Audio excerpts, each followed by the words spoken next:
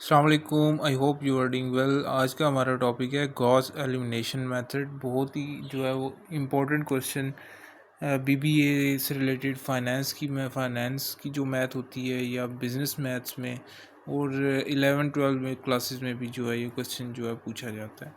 तो क्वेश्चन ये है कि 2x + 4y is equal to 20 and 3x + 4y is equal to 10। दो इक्वेशंस हैं हमारे पास, इक्वेशन 1 है और इक्वेशन 2 मैंने से नाम दे दिया।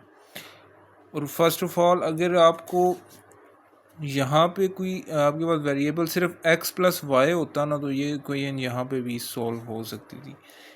इन केस अगर x + y is equal to 10 होता तो x यहाँ पे ही रहता और y को हम दूसरी साइड पे ले जाते तो x माइनस 10 - y हो जाता। तो जहाँ पे जो है वो x था वहाँ पे हम जो है वो 10 - y की वैल्यू लिख देते +4y इज इक्वल टू 20। ऐसे भी क्वेश्चन सॉल्व हो सकता है, लेकिन यहाँ पे जो है वो दोनों ही नहीं सॉल्व हो सकता था।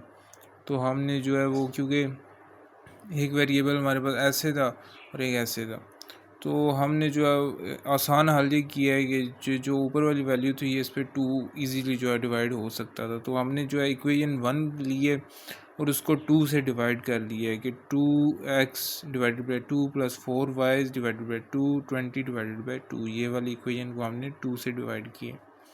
तो हमारे पास जो है वो x बच गया, 2 2 से कैंसिल, 2 2 ज़ा 4, 2 10 ज़ा 20, x + 2y is equal to 20। अब वही काम जो मैंने यहाँ पे बताया, तो यहाँ पे हमारे पास एक वेरिएबल खाली हो गया। तो हमने जो है वो इसे यहाँ पे सॉल्व करने की ऐसे कोशिश की है कि 2y को हम यहाँ पे रखा है और 10 - x को हम दूसरी साइड पे ले गए, प्लस था तो यहाँ पे जाके माइनस हो गया, 10 - x हो गया। ये हमारे पास जो है इक्वेशन 3 बन गई है। अब हमने काम ये किया है कि इक्वेशन 3 जो है ना वो इक्वेशन 2 में जो है पुट कर दिया।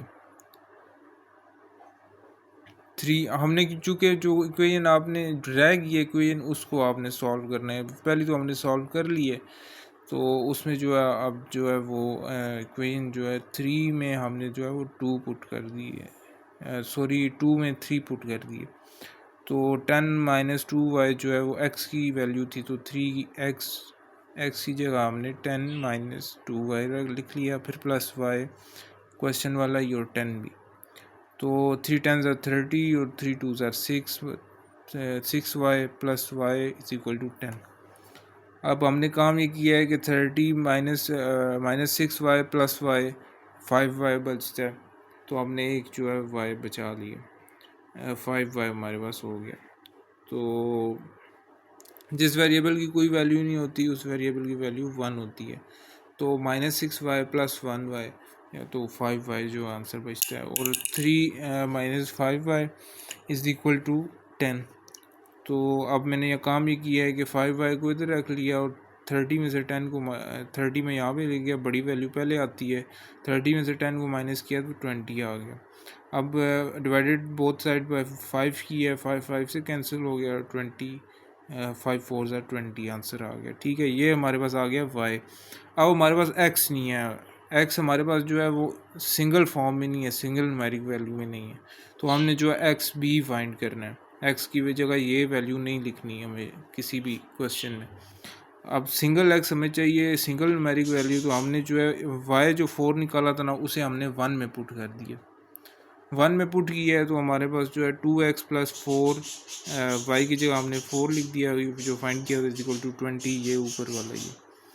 तो 2x + 16 इज इक्वल टू 20, 4 4 ज़ा 16 हो, 2x इज इक्वल टू 20, 16 को यहाँ पे लेके माइनस हो गया, 20 - 16, 2x इज इक्वल टू 4, 20 में 16 के 4 है। अब डिवाइडेड बोथ साइड पे 2 किया है तो 2 2 से कैंसिल हो गया, 2 2 ज़ा 4 हो गया, x इज इक्वल टू 2। अब ये इक्वेशन बनाना लाजमी है, चाहे आप इस फॉर्म में बनाएं, x हमारे पास 2 आया हुआ है और y हमारे पास 4 आया हुआ है, चाहे इस सूरत में बनाएं या इस सूरत में बनाएं, दोनों जो है वो स्टेटमेंट ठीक है। अच्छा, एक और चीज़ मैं बताना भूल गया कि हमने जो है यहाँ पे 2y भी रख सकते थे और x को भी वहाँ लेके जा सकते थे, लेकिन ये रॉन्ग था क्योंकि जो है हमारे पास एक भी वैल्यू जो है इसमें से फाइंड नहीं हो रही थी। तो फिर मैंने एक्स को रखा और मैं दूसरी साइड पे ले गया वाई को, तो इस तरीके से जो है हमारी एक वैल्यू फाइंड हो रही थी। इस वजह से जो है मैंने किया। आई होप आपको अंडरस्टैंड कर लिया होगा आपने। अगर फिर भी आपको कोई चीज़ समझ ना आई हो तो आप मुझे कमेंट सेक्शन में पूछ सकते हैं। आज के लिए इतना ही था। Thank you so much.